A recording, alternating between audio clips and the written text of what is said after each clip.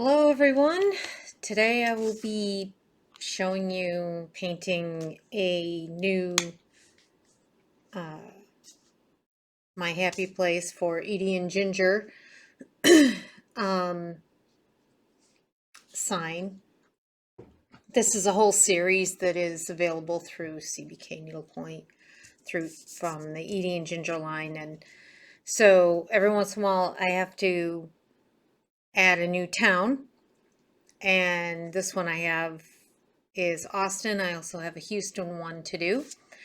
And the only time you really see me use the computer printout is when I'm laying out lettering, and I want to make sure that, because I have done it in the past where I make a printout on the computer and lay it underneath and then figure it out that way.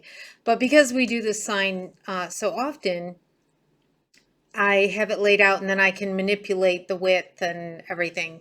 And this is the Needlepointer program is the one that I'm using. So it looks kind of like real canvas.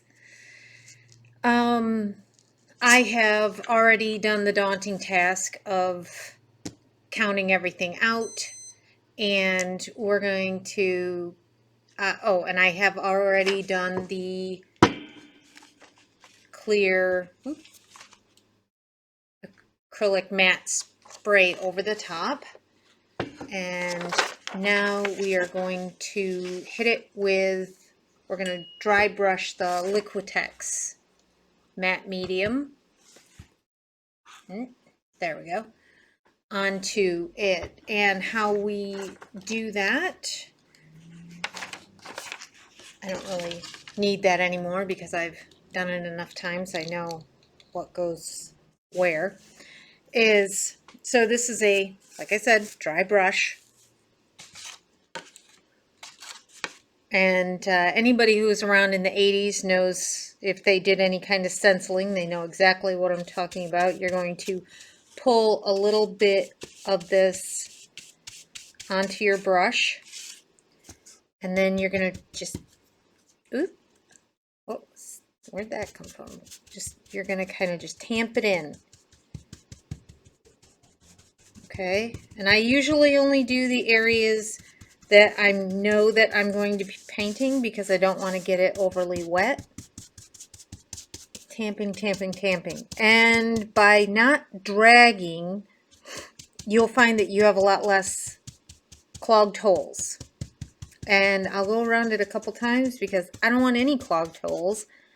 So it's always good to do a little extra tamping, because this makes sure that it gets down in to all the crevasses.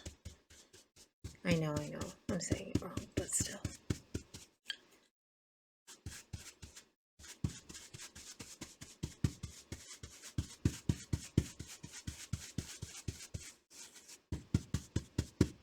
Now, if you, I try to do the dry brush because I don't want this canvas getting overly saturated with any kind of paint.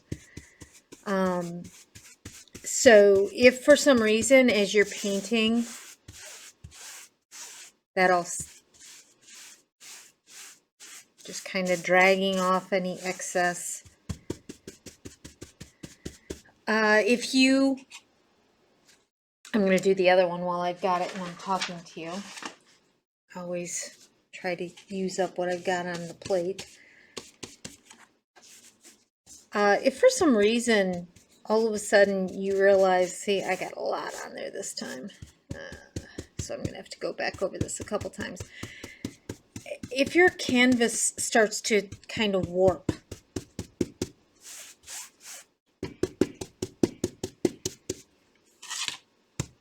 it's because you've gotten it too wet. Like, say you're doing a big area and background area. I'm just trying to make sure it's all the holes are clear. And it starts to kind of waffle like watercolor paper that's been overly saturated. There is a way to restore it flat. And the way to do that is iron it again. And as you're ironing it, I would do it on the back side.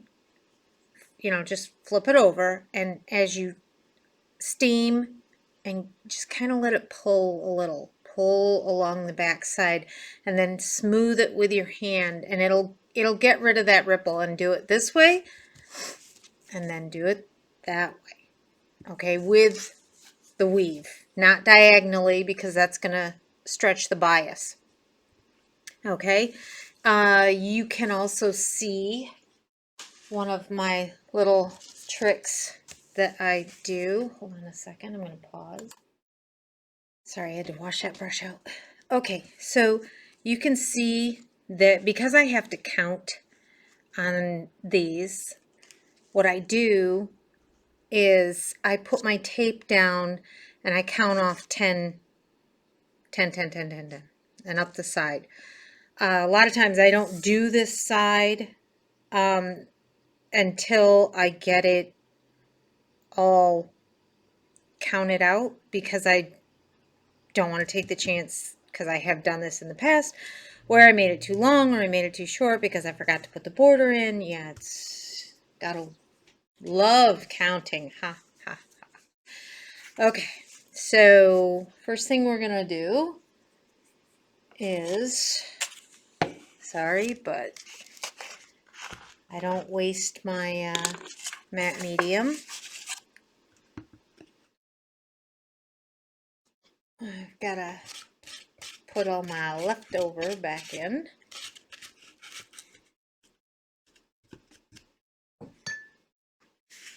If you've gone and purchased that, you know why I did that. Little goes a long way, and it is not the cheapest thing out there. And I'm going to put my finger right in that, I am sure. Okay. So I do, if I feel that the type of paint that I'm using is way too thick, then I will, or it's been sitting out for a long time and I need to liven it up a little bit because I don't want to have to remix a color, then what I will do is I will put a couple drops of the matte medium in it. I never, ever, ever use water to thin it. I find that thinning it with water only leads to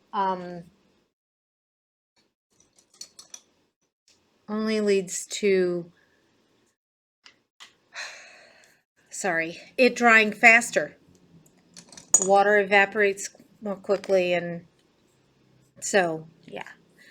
So traditionally I just use it straight out of the bottle.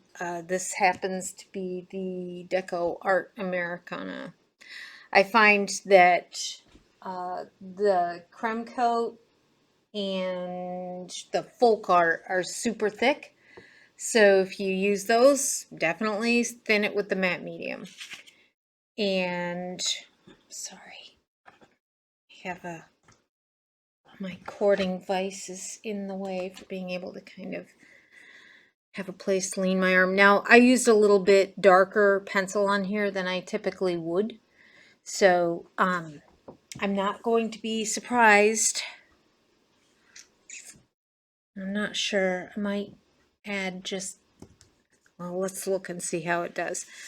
Any of the primary color paints, the cadmium yellow, most of the reds, most of the blues, unless they are tinted lighter, you will see your pencil or pen marks through, because they are just strictly this stuff filled with pigment.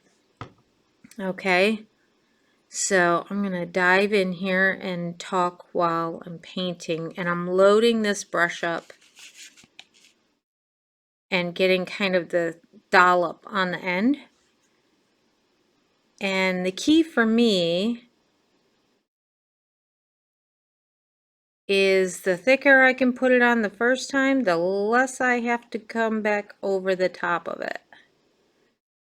And I try not to drag it back and forth because that pulls your paint off and makes it thin. So you're almost just dabbing that on. And I'm not doing the outside first, I'm doing it last. This is a master painting, so I need to try to be as careful as possible in how I paint, making sure that, you know, I don't have a bunch of half stitches that could be confused potentially.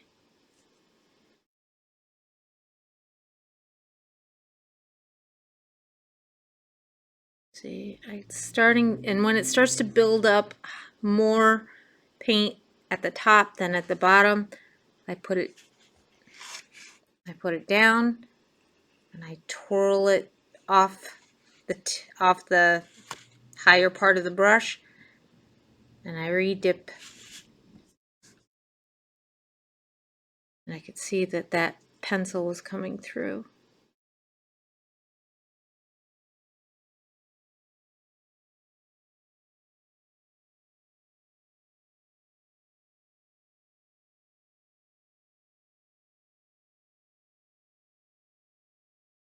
You'll find that trying to do smooth,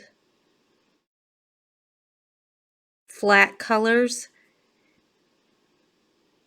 is more difficult than being able to do a more painterly style. Trying to make sure it's a nice even tone, and so this is the point where you start to realize how beneficial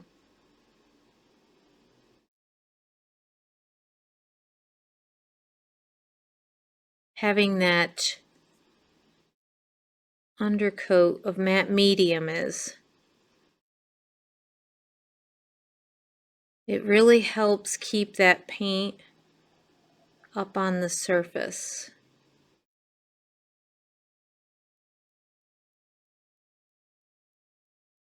And taking a few extra seconds now to get the thickness of the paint will save in the long run, because then I don't have to come back over it again. And repetitive painting, anytime you're doing any kind of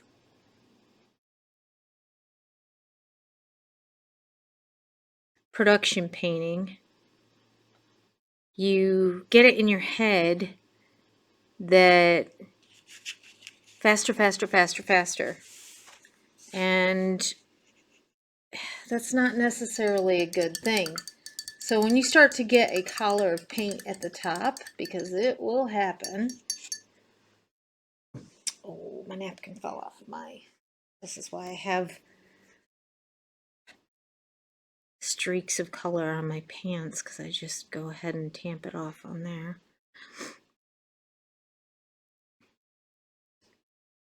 When you start to get that collar, get rid of that excess paint. It's almost like I'm just dripping it on all the way. A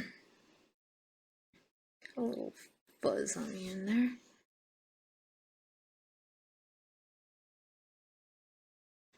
I can always tell when my brush is done for, because I'll start getting hairy lines everywhere.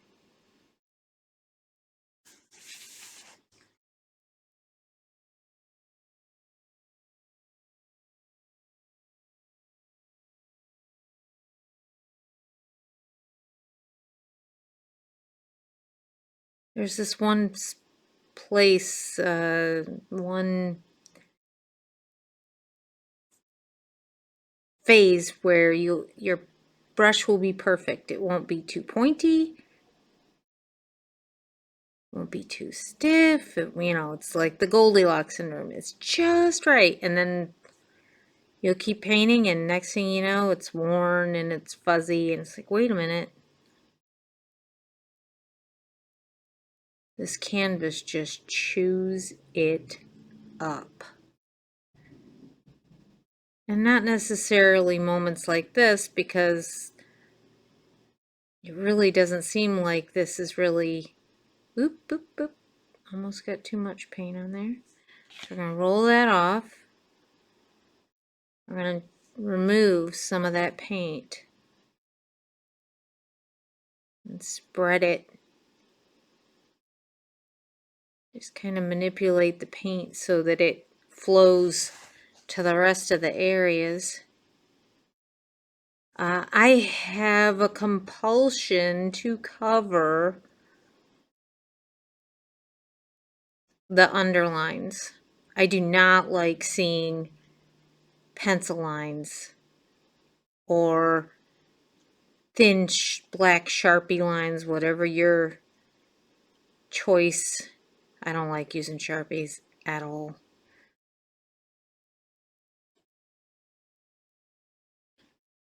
When you use them for edge lining as a finisher, there are times where I have to roll the edge under further because of how the person stitched it.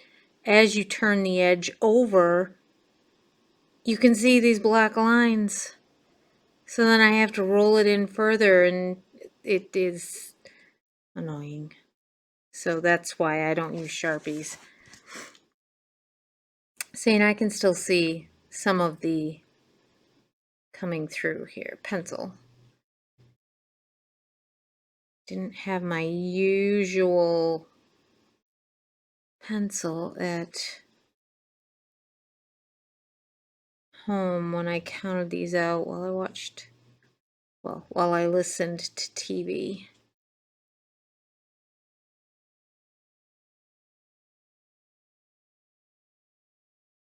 I feel sorry for my family members because I watch the same programs again and again because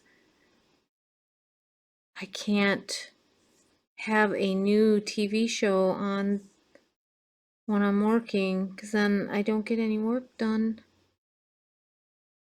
I just want to watch that. I don't want to miss out on any, I watch a lot of British crime dramas or historical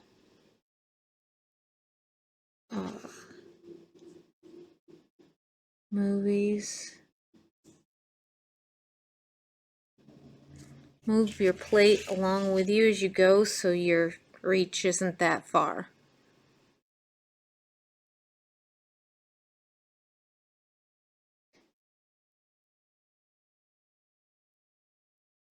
I know. It's not very exciting, but this is how I do it. Okay, then this makes it look very dark red, but it's not. Just saying. Oh, if you're ever doing this and you make a mistake with your pencil, of course, before you set it with the spray, if you take a piece of masking tape and lay it down over the top and rub down on it with like the edge of a scissor handle or the back end, even the back end of your brush, and kind of drive that down onto the area you want to remove the pencil from, you can easily peel that, a majority of that back off. So something you can't do with a Sharpie. So you don't have to white a bunch of stuff out, but yeah, that's one of the ways to fix your mistake. Which I got a mistake right there. Extra dollop. I will white out.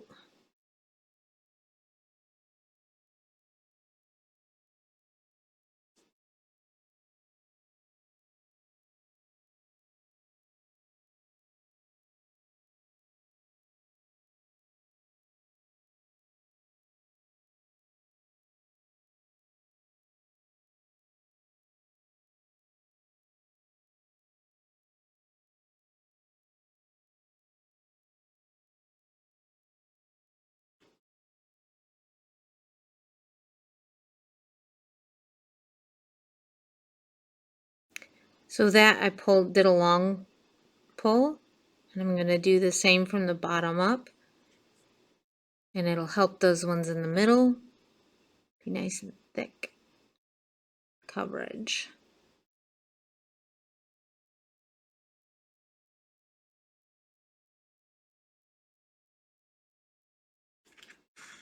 That's wet up there, so I don't want to set my plate on it.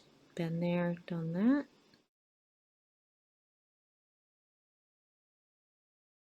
Getting some coloring.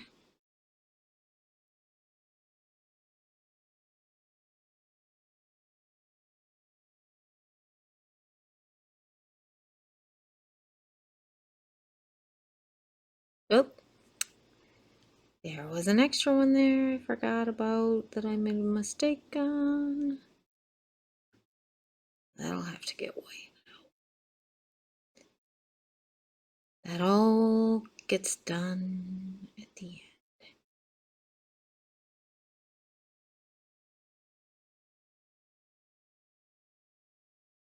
Now, if you ever feel like it's still too dark, you're not getting the color you want,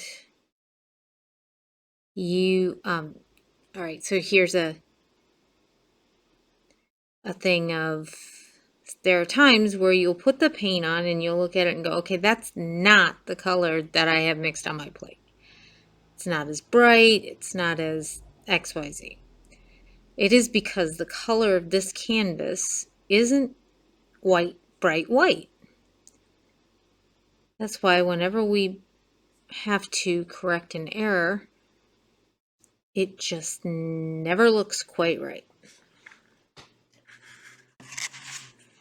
Let me make sure this is, hold that up there. Trying to get it close enough, but yet it's a little opposite of what how you think. So you, at that point, if you want it to be a brighter shade, consider doing underpainting, priming the area with white, so that the color you're putting it on is extremely white and will give you a brighter color.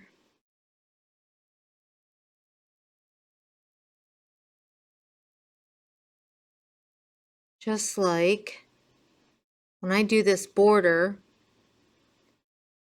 the temptation would be to paint this entire 5 stitches red and then go over it with the navy blue. Oddly enough, it'll shift that color, that navy blue,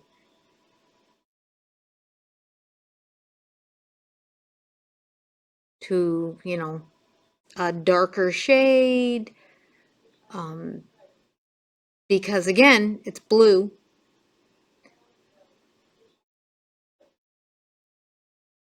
And so that means it's a lot more pure pigment.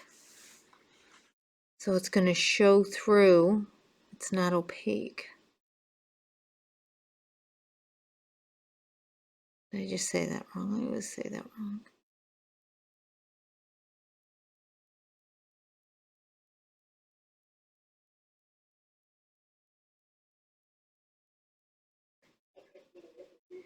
So here we are. So boring watching it go on.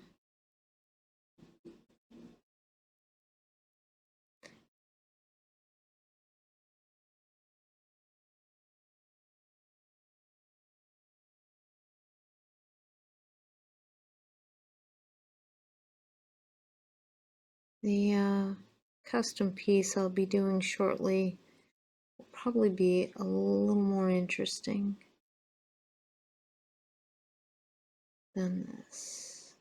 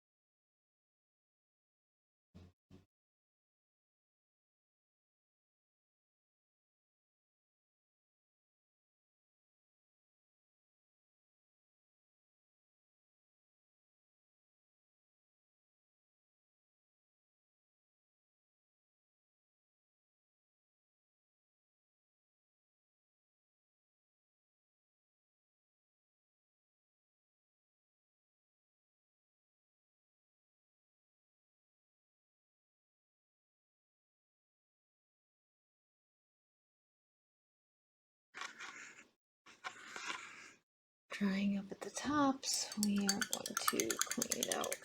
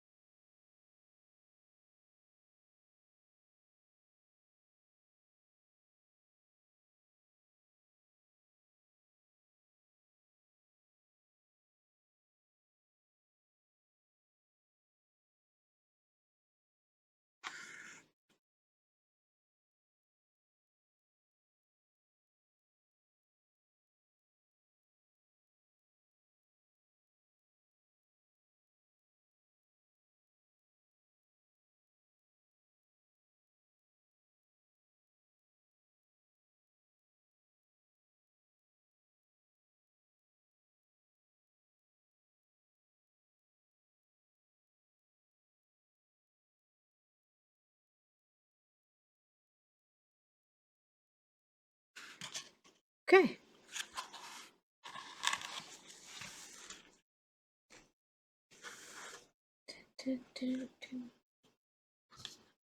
My water. All right. Now,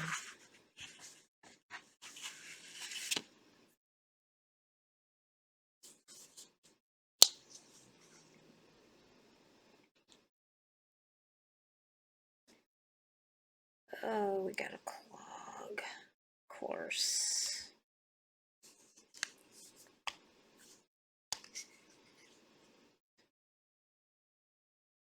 Of course not. Gotta love that. Well, we'll use what we got for now. Actually,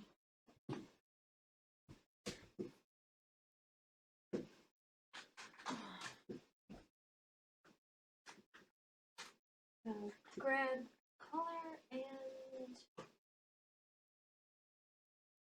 pick up an empty bottle. Okay. I am going to add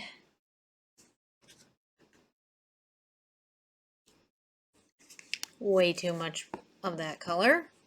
Brilliant.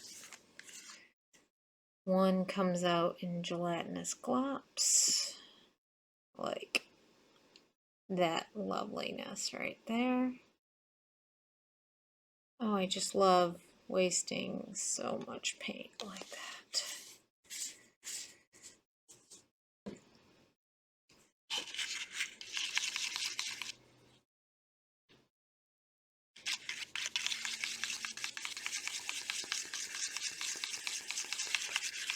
Now, you wouldn't think adding just that little bit of white will make a difference, but it will. I don't want it to dry down so dark that it looks black. Can't use my pants on that.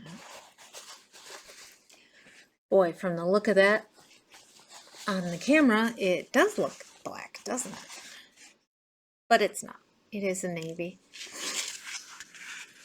Probably go check the contrast on that on the camera. Alright, so we're going to start. Ugh, and I just put my thumb right into that medium from. So I'm kind of tamping that tip open on the brush because I had it really pointed and there it was tight with water and it wasn't drawing paint up into the bristles. Now the issue with the navy isn't going to be seeing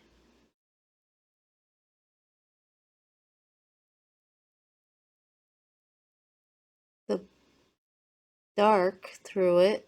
It's going to be seeing the white through it, obviously. So I'm loading it up with a lot and I'm literally dragging it and letting it flow off.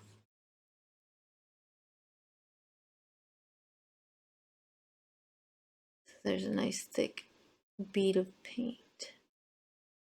I'm also going a little slower than I normally would, sort of. I mean, there's only so fast you can go when doing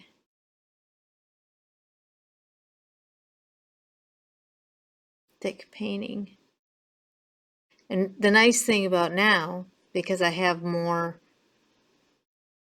stitches, is if I need to uncollar that, I can kind of wipe my brush off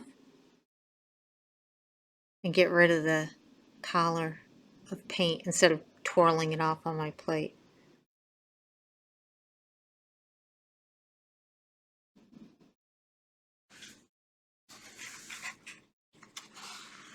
Let's see if I can get that a little closer so you can see.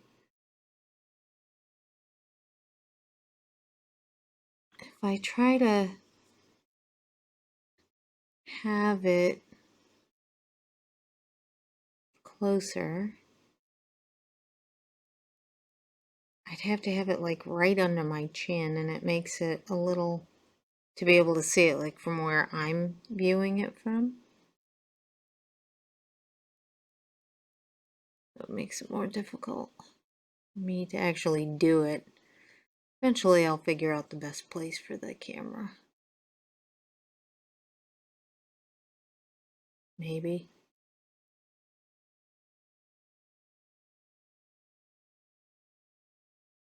Oop. Alright, this is a terrific moment to show you. I'm gonna try to get as much of the paint off of my brush and boop, unclog the hole. I try to pay attention to that as I go, because leaving that hole and using a pin after makes it very difficult for a stitcher to drag their needle through it, because there will be a collar of paint around it. And so we try to get rid of those as we go. I can already see if I put too much more paint on there at this moment. Crossing to try to get those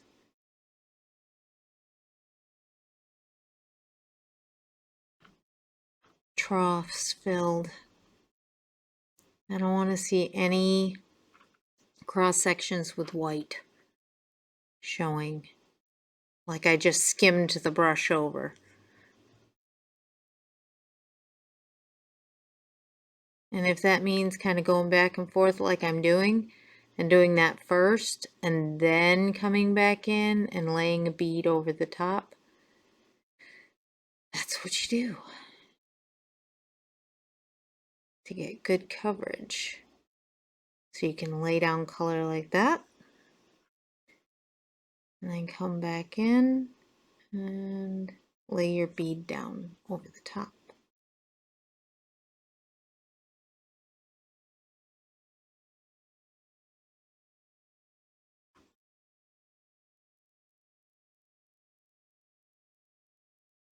And I know, I can hear it, Kelly, I don't have time to do it this way.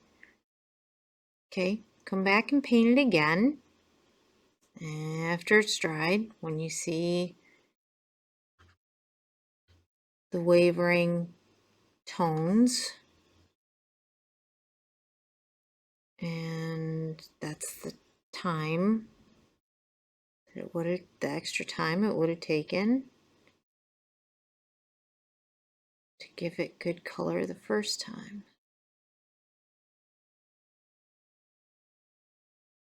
Now, if you're painting for yourself and you don't really care, that's okay. You know you're going to cover it up with stitches anyway. But this, being a master, when the person that has to go to paint this, I want them to look at it and know, oh, I have to make it look like that. Okay.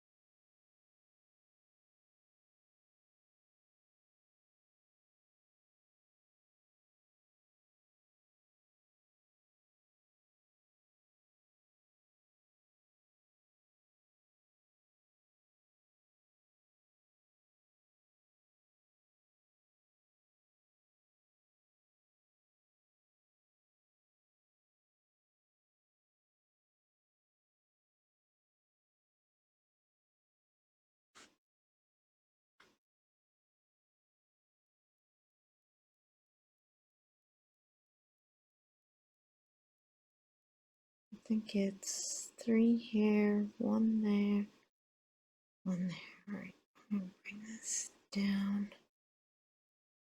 Get some of my paint off. I always put paper towel underneath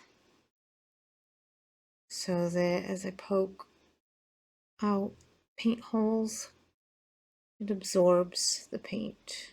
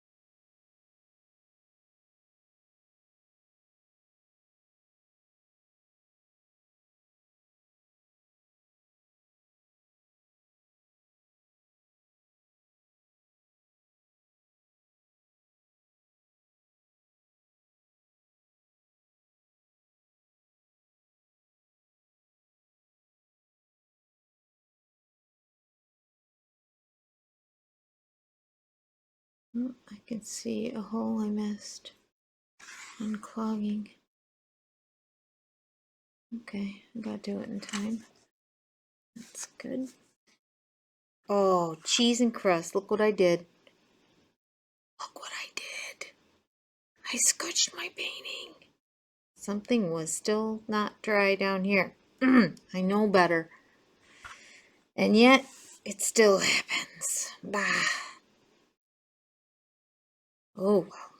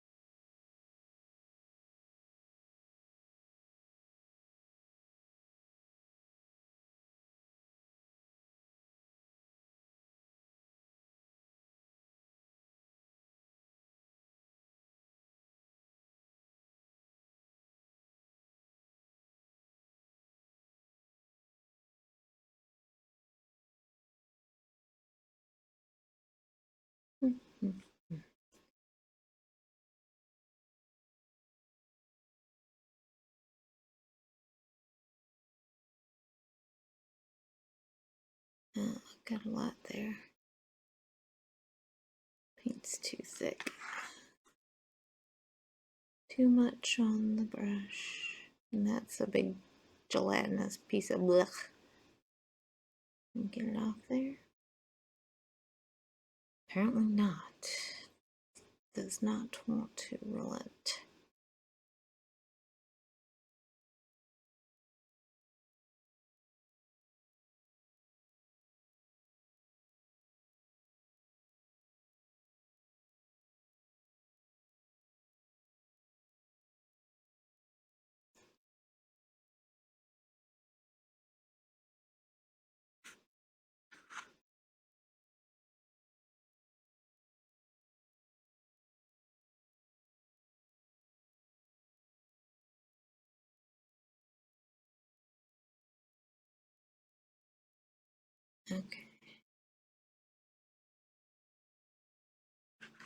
I'm going to take this second to see if I can change up something. Hold on.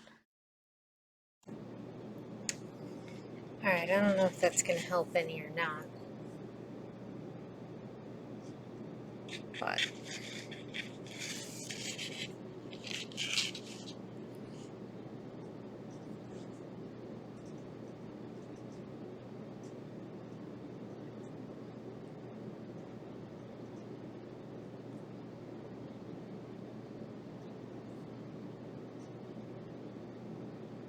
it would probably help if it wasn't navy blue paint.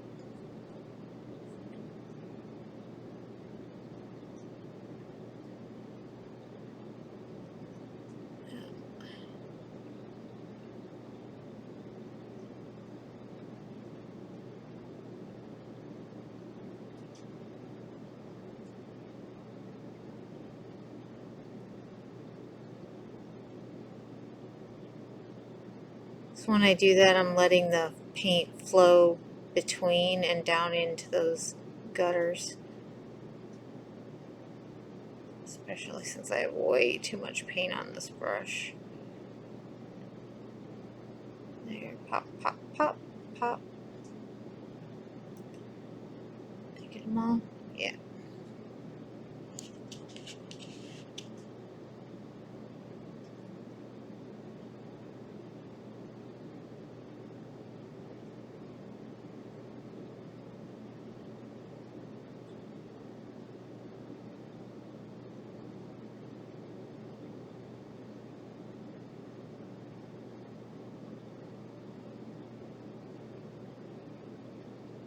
Okay.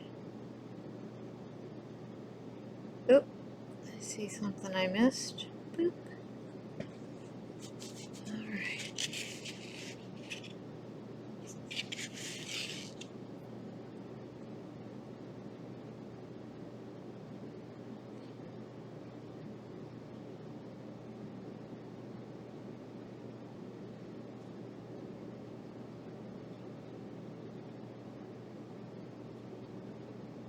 Clear your brush off.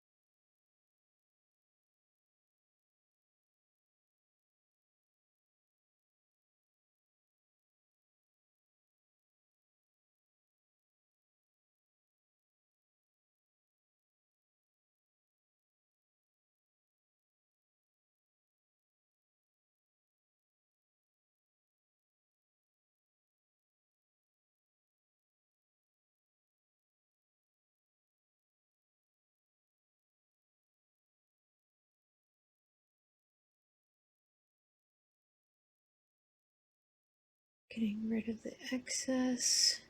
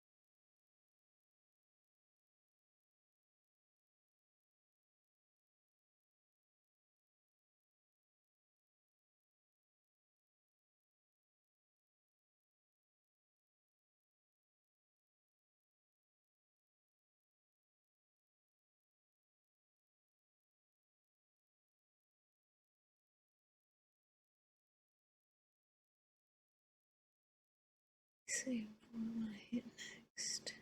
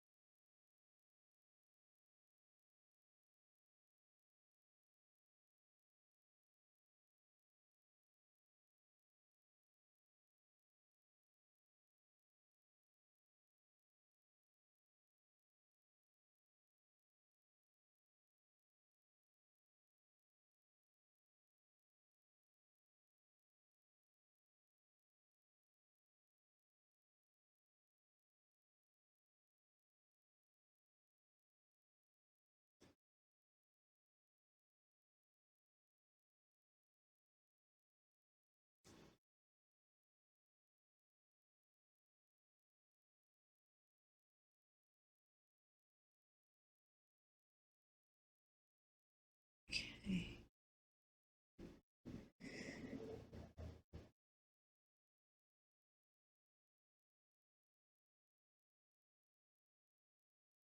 Just mounting a little more paint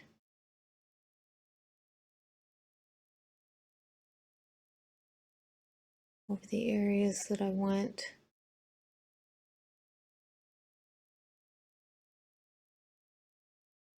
And pulled the brush color off of the excess paint.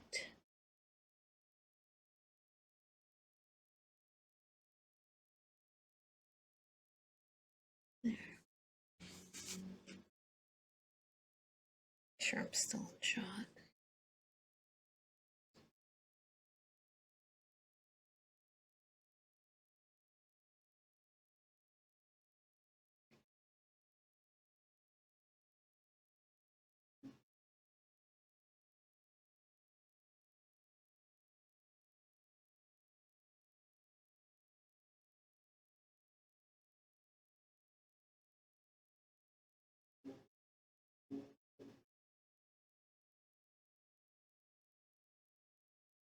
Okay.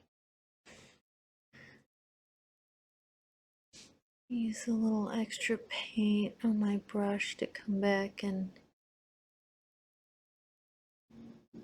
find any thin spots that I want to repair.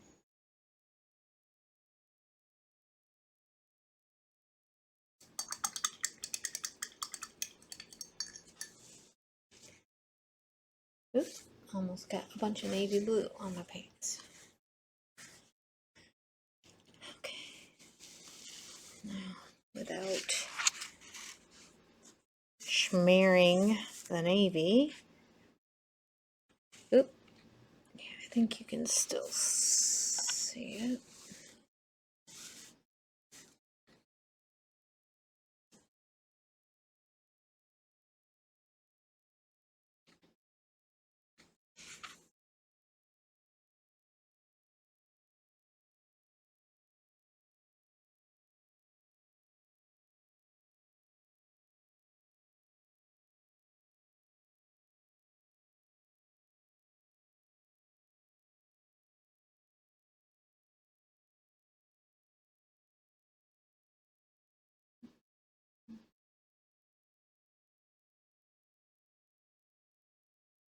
Now you'd think that a thicker paint would be better. But the problem is, it doesn't flow off your brush the same way.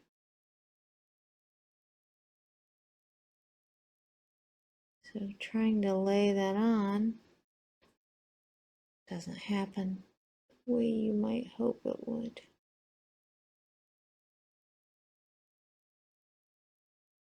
Oh, I almost off the out of camera. Wavered on that one. Almost went. There we go. Just spread that paint on a little glop that I got there.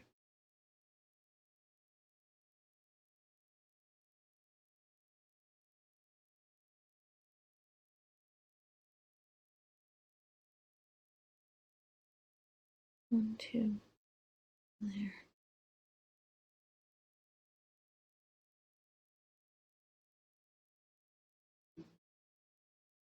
Okay.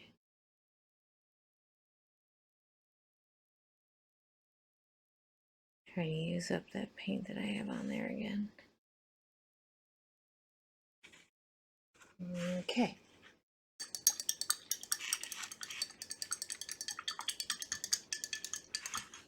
Going to take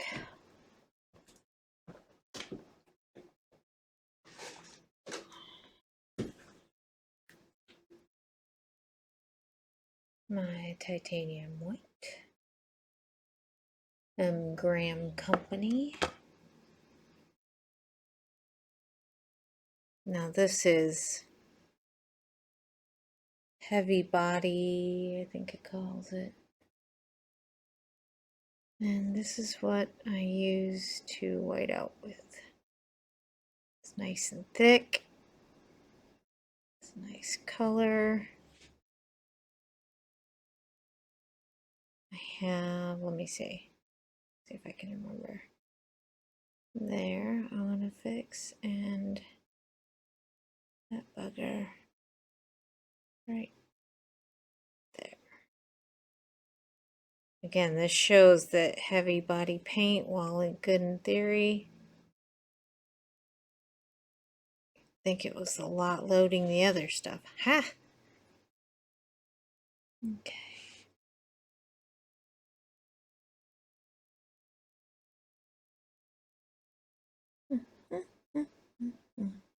See? Okay, so for right now, I don't see anything else that needs to be done. Now, I know you're gonna, what, Kelly, come on, what are you doing?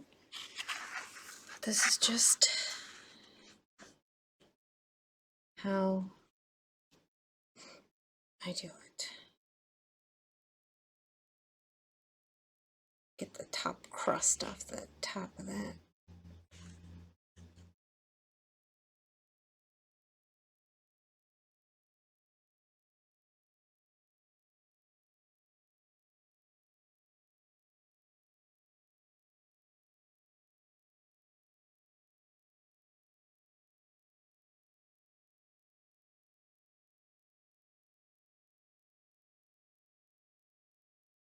There's two ways I could do it. I could do the blue first,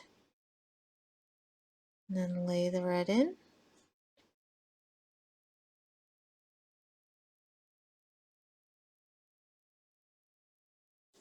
Around it, which would probably make more sense, but since when do I do stuff that makes sense?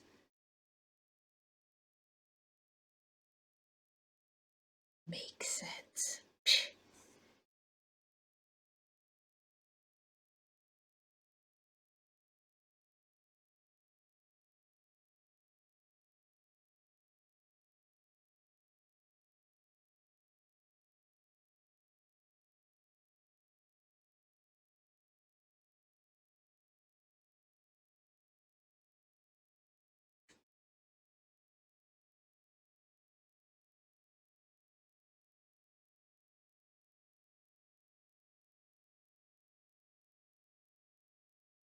Take some of that out.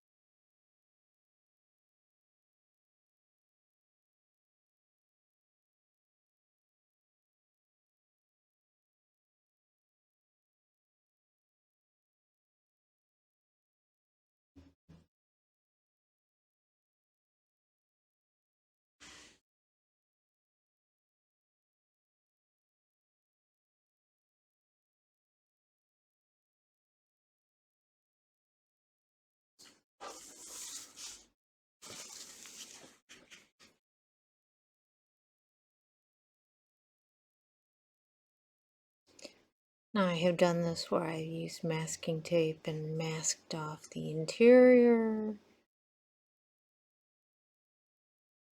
Done it so many different ways to try to expedite the process. Sometimes it works okay.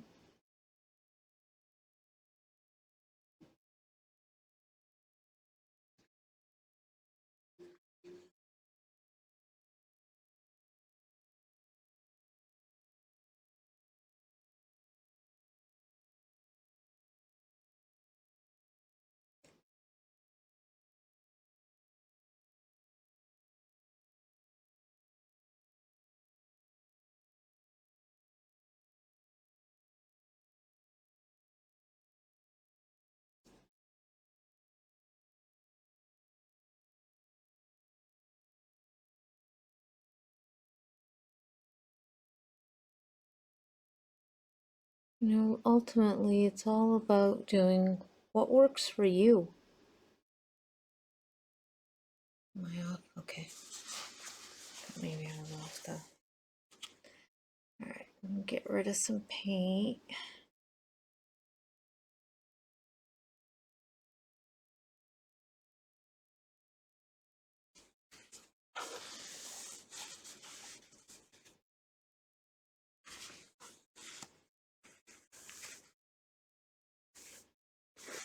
Pencil turned. Try not to hold my plate in front.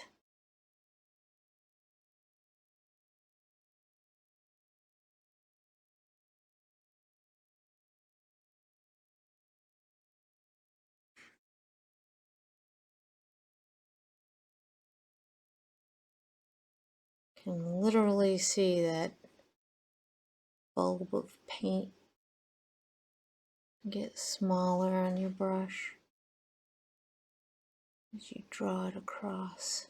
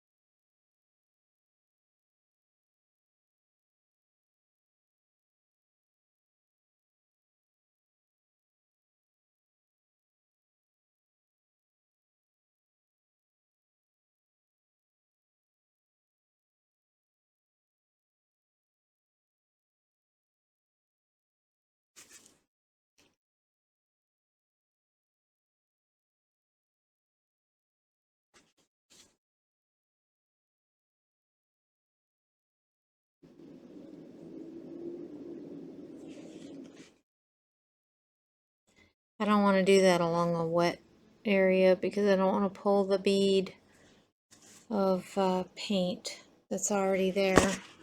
Ooh, sorry. I don't want to pull that wet bead and make it a thin spot.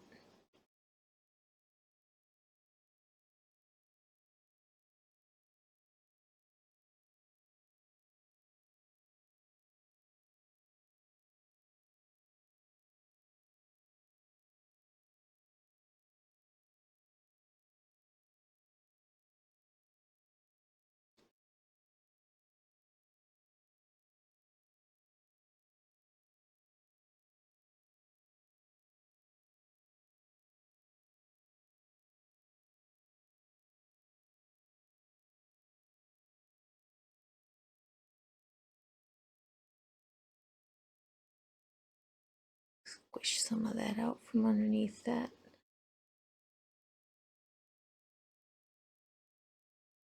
Dried paint.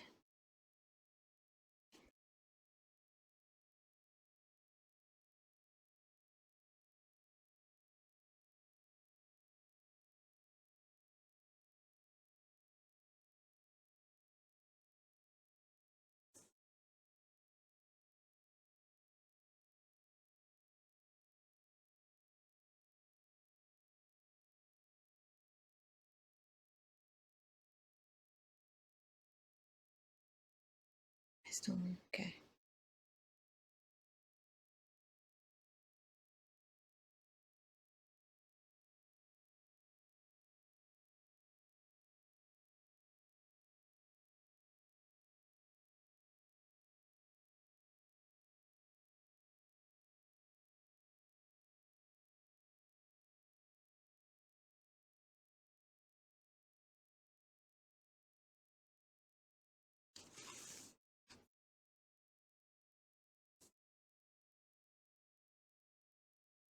I'm getting rid of excess paint in a different area.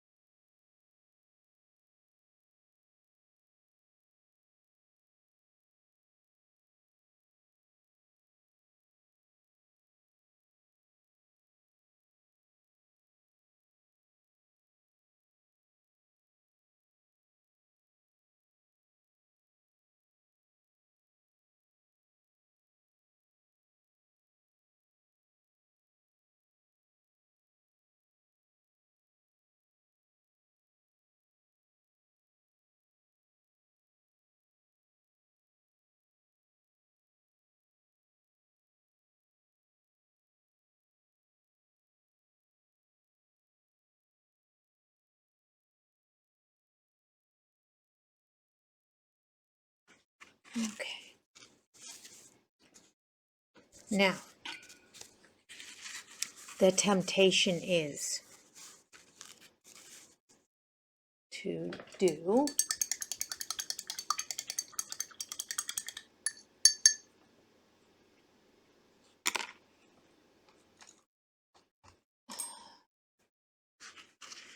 this.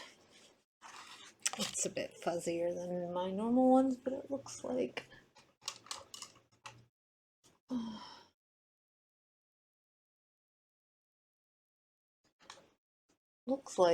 I need some new brushes.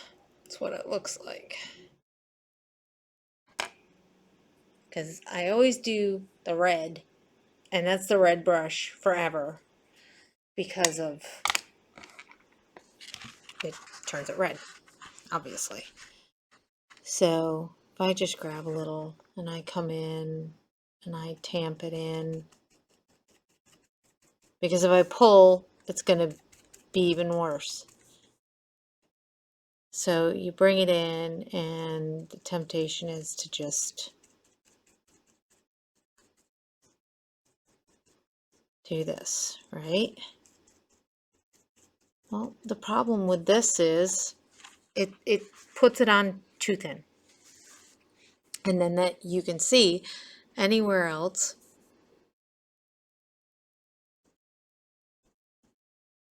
where I laid it in very heavily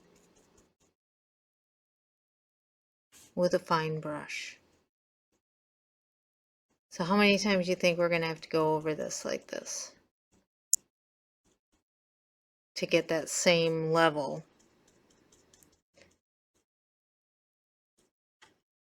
Quite a few. The reason I did it like this, to give myself this edge for this, so my brush doesn't go up into the area that I would like to keep white. Because I wanted to show you, I just find it is so easy to invade an area unless you tape it off with a broader brush. Are there smaller brushes? Yes. Do I end up using them? No. Because you can't load enough paint on them and you end up with subpar. I mean, you can see it. You can just see it with the way that it's going on, that it's going to take multiple coats of doing it like this. So I will finish what I'm doing, because once I started it, I can't get away with just stopping and doing it the way I normally do.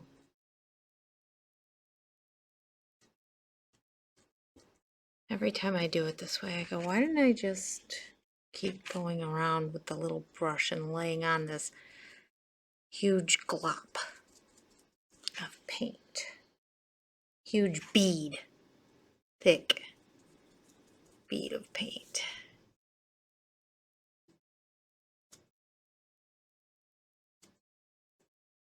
Because I thought this would be faster, and I thought, and I just overthink everything, and so ultimately I typically don't do this layer coat. I just keep doing what I was doing prior to this, which is tiny brush, one full pull of paint. So what I'm going to do is I'm going to finish up what I did, and I'm going to do the blue line, and then I'll come back and finish this off. You can tell I'm getting to the bottom of this paint. Big pet peeve, the popping up annoys me. This is another reason why I tend to iron my canvas before maybe during if I got it a little too wet, because hey, I am definitely not perfect and I do get too much paint on, obviously, otherwise I wouldn't know how to fix it. Okay, now this is set up for a minute, so I'm going to show you. I'm going to revive this up a little bit. I'm just going to put a couple drops on, mix it in, kind of uncoagulate it, make it happy and nice flow to it. Well, maybe it's not happy. I mean, it's navy blue. I don't know what you think navy blue conveys, but maybe it's a grumpy color to you. I don't know.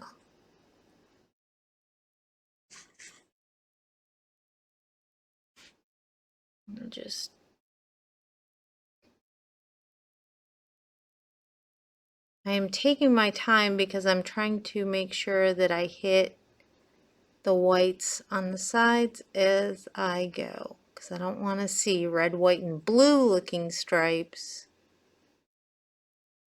I want to try to make sure that that bead is hopefully going to go all the way across. Sometimes more successfully than others.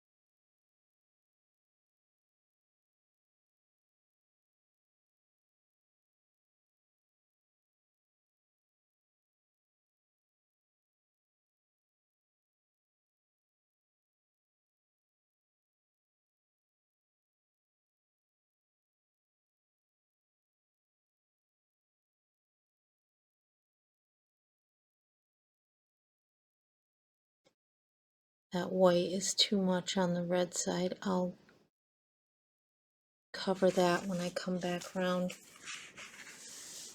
with the red.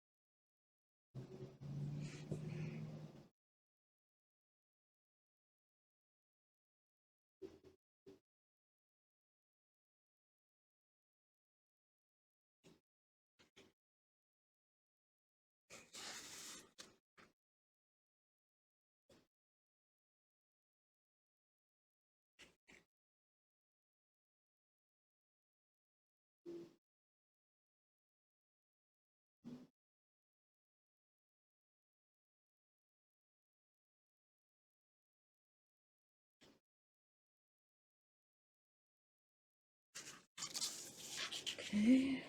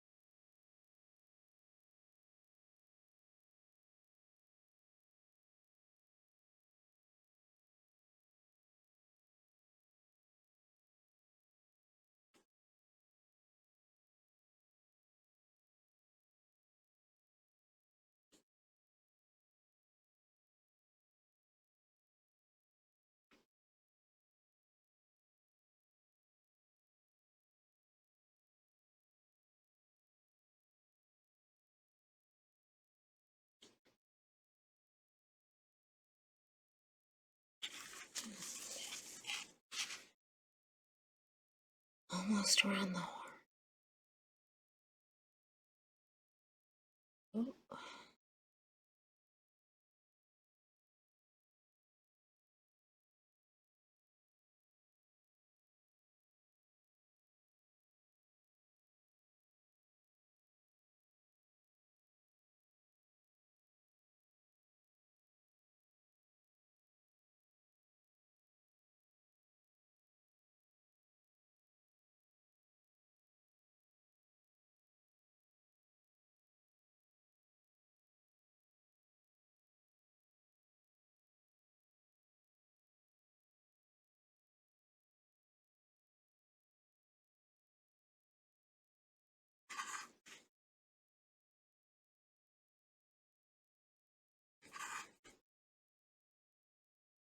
Huh?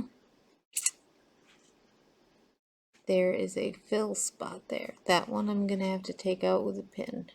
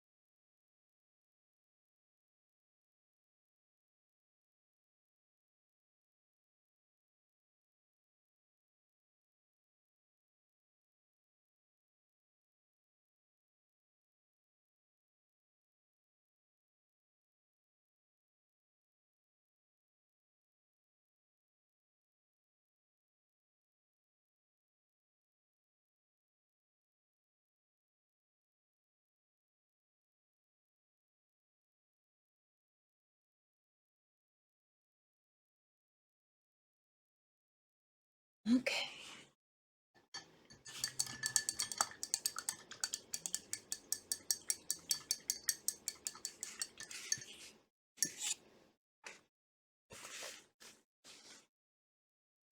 Do a quick around the border.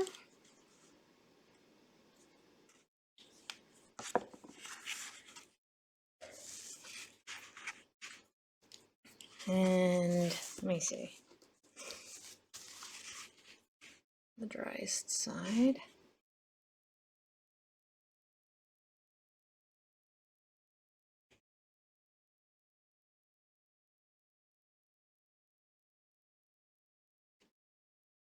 Because we have a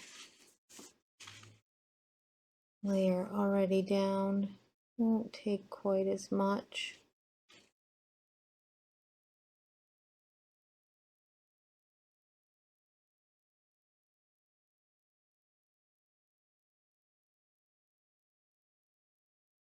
You have to be careful on this edge because if your tape isn't down nicely, it can get in there and make a bunch of filled holes. Filled holes.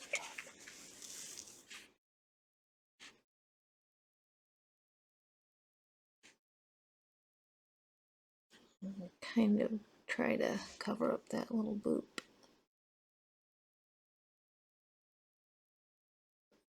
That white area here, and then once we get a little of that paint off, fill in that gutter there.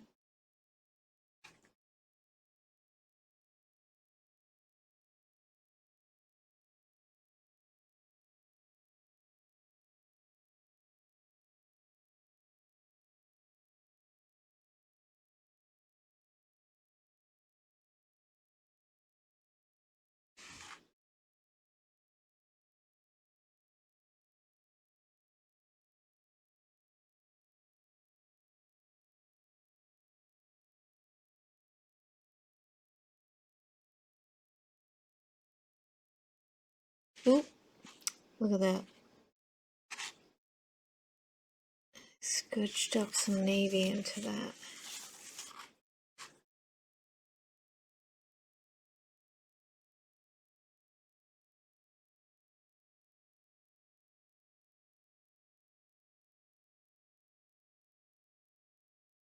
Okay.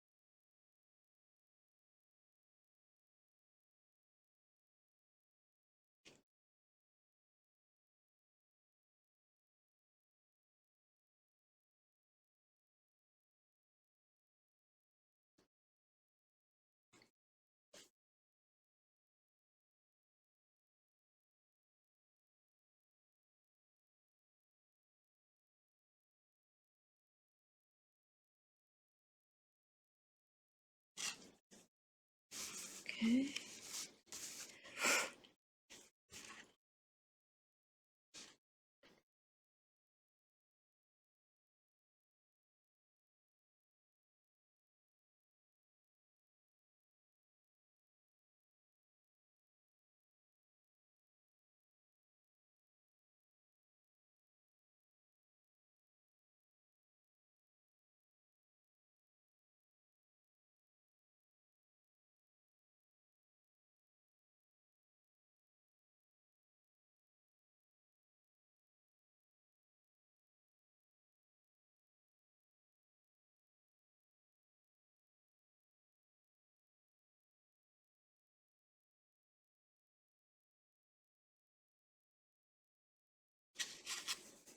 And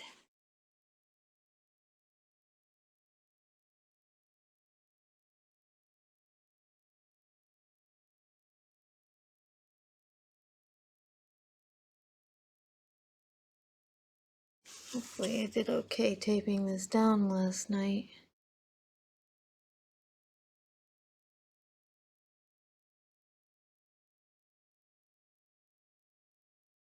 End of the night, my eyes are not always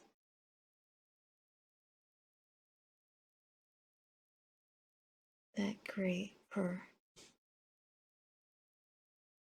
hitting that line.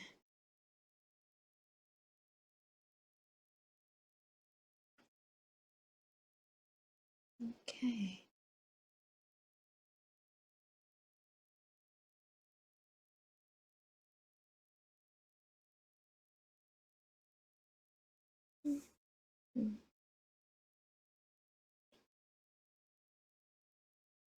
Okay.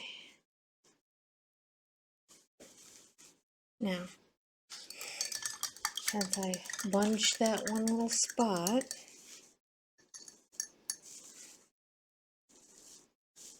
back here, I guess.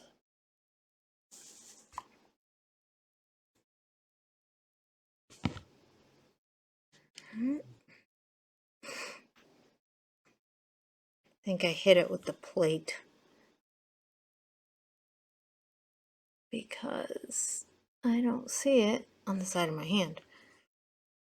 Okay.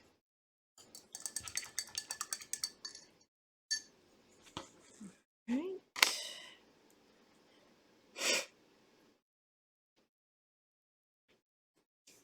All right, just so you know, I don't have 2 inches all the way around because when I am doing masters, I don't waste the canvas. This was a piece of scrap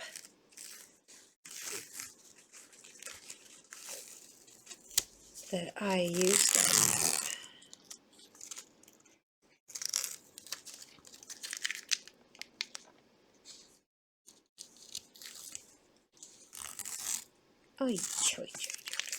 Oh, that's because I did the marks on it. Okay.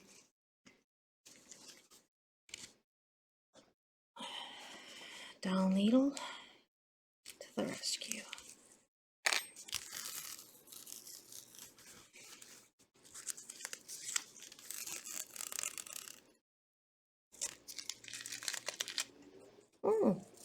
Not too bad. Don't see a lot of bleed through under the tape. And I'm going to take this one and kind of clean it out. Okay. And whoop, there we go.